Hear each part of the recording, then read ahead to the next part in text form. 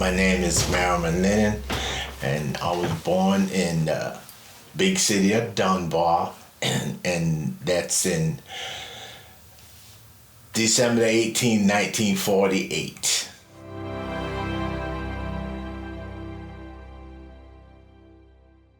Have a big family. We were raised up in a home over there. We call it the old house, and it's 14 of us, 9 girls, 6 boys, and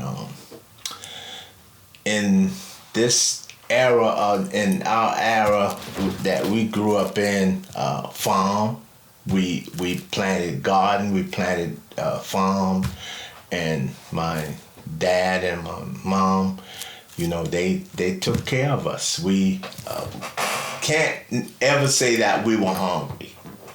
I went to Browns Ferry Elementary, Choppy High School, and when we get out of school, we always had chores to do, cutting firewood or doing something on the farm. That's the way we grew up. Now, not wishing that we go back into that era, but the young kids now, they don't have no work ethics, they don't know how to do anything but computers, cell phone. But my family, we grew up in the fields. We do cotton, tobacco, back then in my time growing up.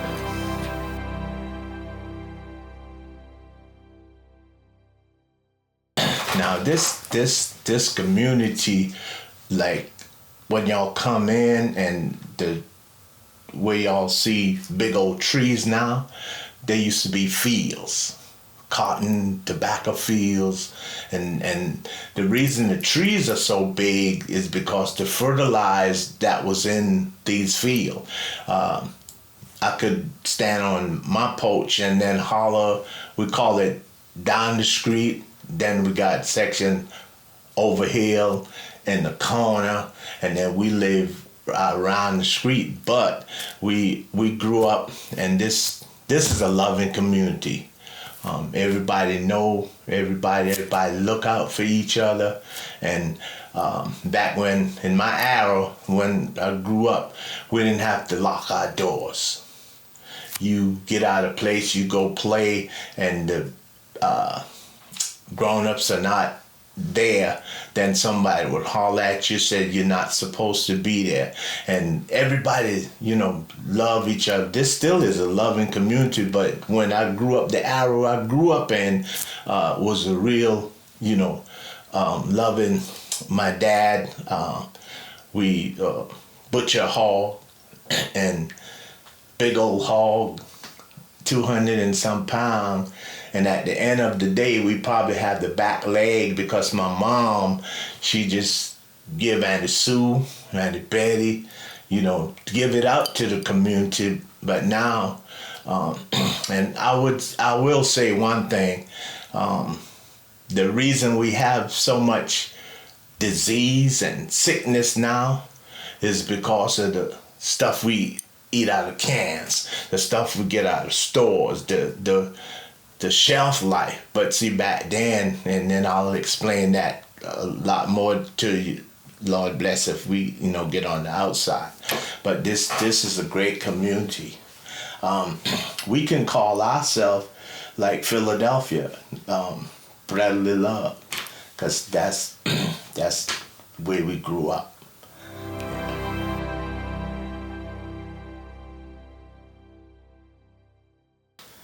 After I finished school, in June of '68, got out of school, and December of '69, I was in Vietnam. So from that point to that, was in the army or in service. And December of '69, I was in Vietnam. And I served, went over there in a place 30 miles from Saigon, which is Cu Chi.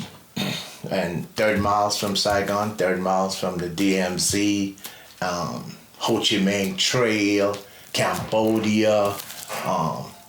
And I'm here to set notice on I don't know who to tell, but there's no way that you can go over in another man's country and win the war. It just ain't, you can't. Right now, wherever the two of you live, you can go from my house to your house.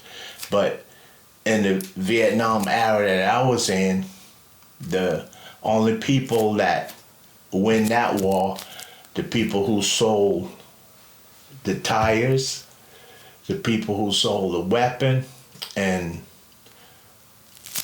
that was it. But say for us to win the war you ain't gonna win. Those people were fighting ever since biblical time, and they still will be fighting, because when we left South Vietnam, that's what we went over to help them.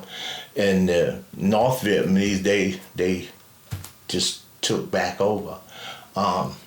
In the era that I was in and the time of war, went through jungles that we couldn't even see daylight. Went through waters, leeches all over your body. You stay in the same clothes for 30 days. You smell. When I came back out of service, it took my mom at least 3-4 months because she had 3 changes of clothes on the bed for me every day to get that smell out of my body. When I got over there, I had my jungle training, and they gave me, after the jungle training, they gave me a man with the radio and 8 more men. And they gave me a compass, gave me a compass and a piece of paper and tell me to go.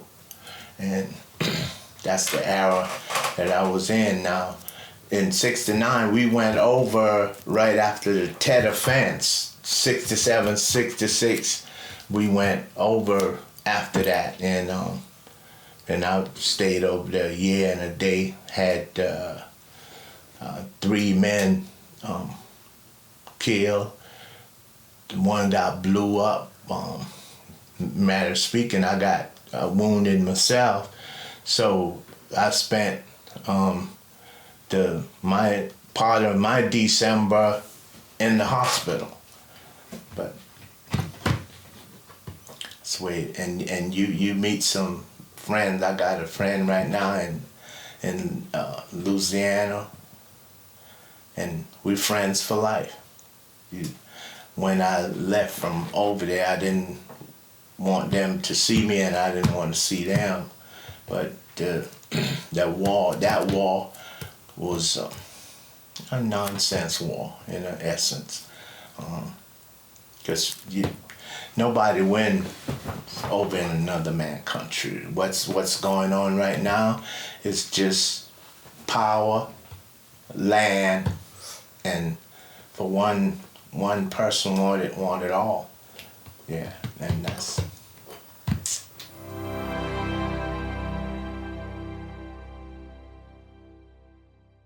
Well, I started out at Columbia with the 25th Division, and then before we got over Nam, the 25th Division pulled out. So I ended up with another division, which was the Big Red One. Big Red One, they pull out.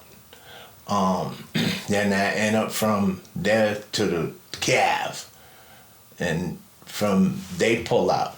And the last group that I was with is called the 27th Wolfhound. That's who I served with, and I'm telling you, they were rough. And you have these guys that just train when I think his Ed Nars or something like that. They was going to prosecute him because he went into this village, and I told everybody they had need to come and get every person that served over in Vietnam and prosecute them also, because he was just doing the job that he was set out to do. And my job was rifting. I go and I set up on the banks of a creek, a pond or something, so the enemy could see us there, and then in the nighttime they come and think that we are there, and then we booby trap the place to get them. But that's what but my unit was C Company 27 Wolfhound.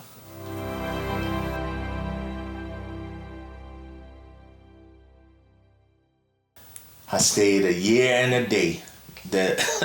And the reason for the day was because the plane that we were supposed to come back to the United States with, they blew the wings off of it. So I had to stay over there that extra day.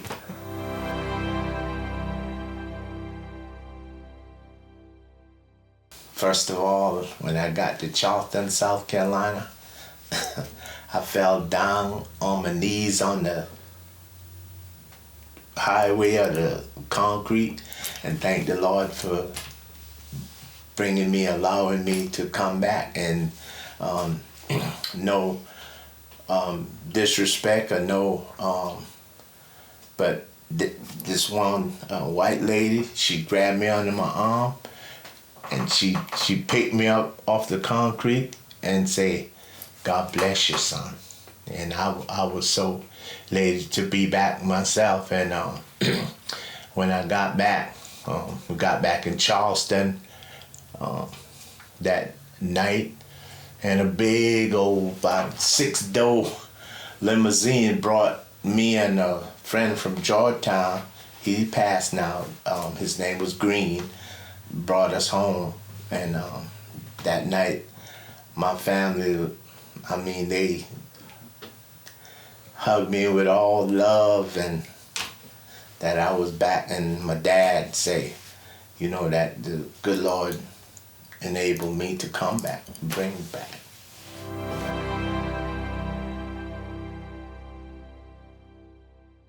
Yeah, I lingered around for a little while, and then I said, it's time for me to get out and do something or get a job.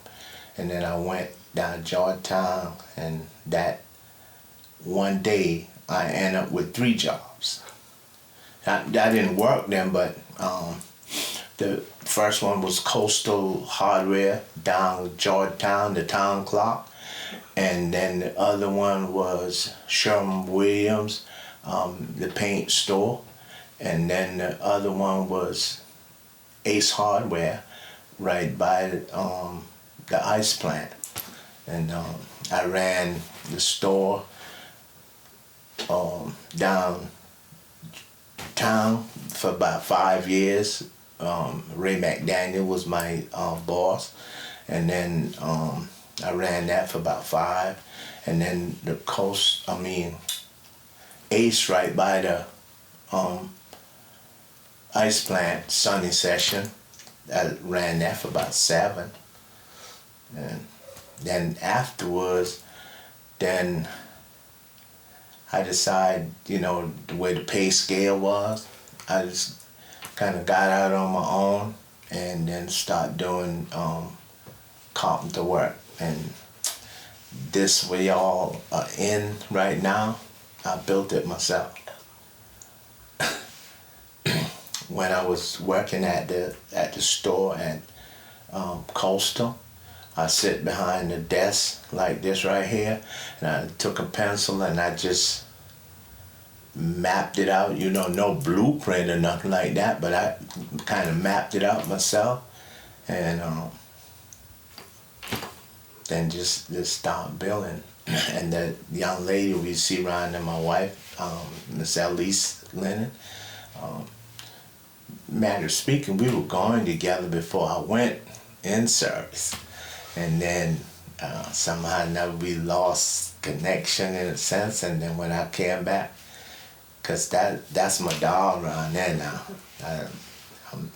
and that's what I did, and did a little yard work per se, but mostly carpenter or contractors work. Yeah.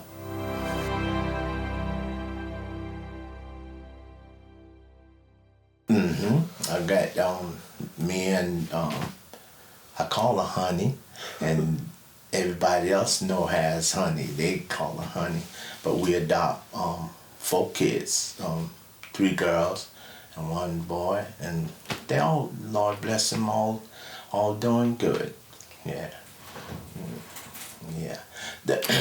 During the adoption, you had to fill out papers and this, and one of my niece filled the paper out for us, and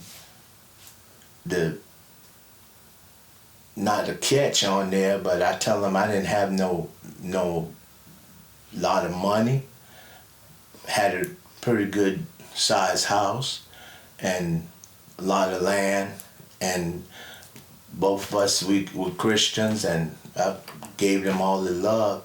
I think my oldest daughter, she was 6, now she's 48. So, and not me and Honey by ourselves, but the village, our church family, and everybody in the community, help us to raise them. This is why we're telling y'all at first, the love of this community. Yeah. Yeah.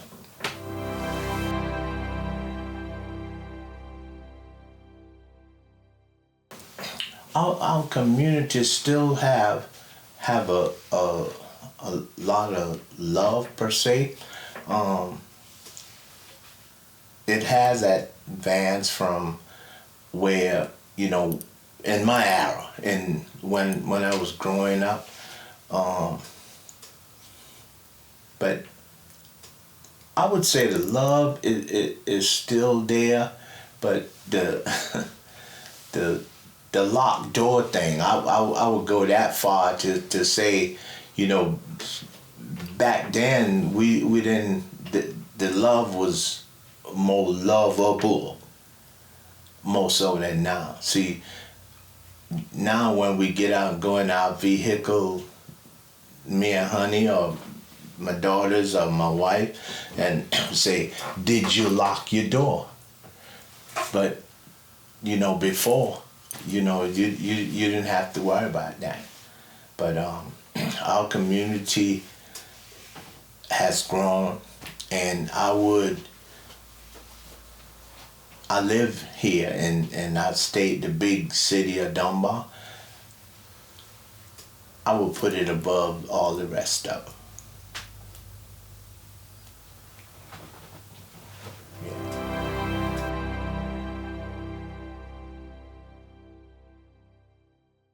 The church had a big impact on my life because we came through there from a Christian family, my mom and my dad and the rest of my siblings, and every last one of us can sing. And that's how we grew up in church, Sunday school, and going to church and being on the church choir. And me, myself, I grew up with the adult choir, then the male chorus, then I have a group myself called Smiling Sam and the Exciting Linen Singers. And from there, my leaders, the deacons or the leaders, they saw something in my life, and then they decided to make me a leader, a deacon. I was a leader, deacon, 30-some odd years, a good part of my life. And then about 3-5 years ago, then I become a minister. But we grew up in church, sing from the baby on up to the oldest. They can blow. And my pastor, Dr. Eddie Gamble Jr., I learned a lot from him. He come down with the essence of teaching us about Jesus, about God. That's what he do. He teaches us. I'll never forget when he first came. He was 25 years old, and he thought I was younger than him. But then he was, now he done been 40-some odd years. So and the saying, if you do good, then you gonna stay. People see something, and you teaching, and that's how you grow. That's how church is grown. From, they say from Mr. Javan, I think he mentioned that we came from a bush tent to wooden built, now brick. But I mean, the ones who blazed the way is our foreparents, and when we, get outside, and I'll explain some of them things to you, where we come from and where we are now, just to show. And I'll say again that our community is blessed. There's somebody had to or have to know something about God in order for your church to continue.